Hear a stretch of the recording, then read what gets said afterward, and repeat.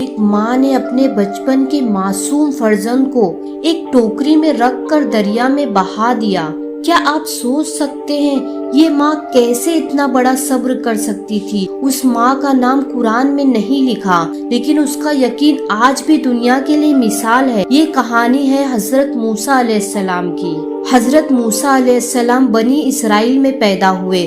اس وقت فرعون مصر کا راجا تھا اور وہ خود کو خدا کہہ کر لوگوں کو سجدہ کرواتا تھا۔ اس نے ایک دن خواب دیکھا کہ بنی اسرائیل کا ایک لڑکا اس کی تخت تباہ کر دے گا۔ اس نے حکم دیا کہ جتنے بھی نئے پیدا ہونے والے لڑکے ہیں ان سب کو قتل کر دیا جائے۔ موسیٰ علیہ السلام جب پیدا ہوئے تو اللہ نے ان کی ماں کو علم دیا، اسے دودھ پلا۔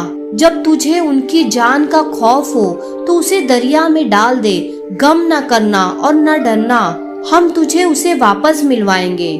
وہ ماں نے صبر کر کے اپنے لال کو دریا میں ڈال دیا۔ اللہ نے موسیٰ علیہ السلام کی حفاظت کا ذمہ لیا۔ ان کی ٹوکری جا کر فرعون کے محل میں جا پہنچی۔ فرعون کی بیوی آسیہ رضی اللہ تعالی عنہ نے انہیں اپنایا اور کہا، یہ میرا اور تمہارا آنکھوں کا ٹھنڈک ہے، اسے قتل نہ کرو۔ موسیٰ علیہ السلام نے بچپن فرعون کے محل میں گزارا، لیکن ان کا دل ہمیشہ بنی اسرائیل کے دکھ درد سے جڑا رہا۔ جوانی میں موسیٰ علیہ السلام نے ایک مصری آدمی کو غلطی سے مار دیا۔ ڈر کے مارے مصر سے نکل گئے اور میدان پہنچ گئے، جہاں ان کی ملاقات حضرت شعیب علیہ السلام کے گھر ہوئی۔ وہاں انہوں نے 8-10 سال تک محنت کی اور شعیب علیہ السلام کی بیٹی سے نکاح کیا۔ پھر ایک دن موسیٰ علیہ السلام کوہ طور کی طرف گئے۔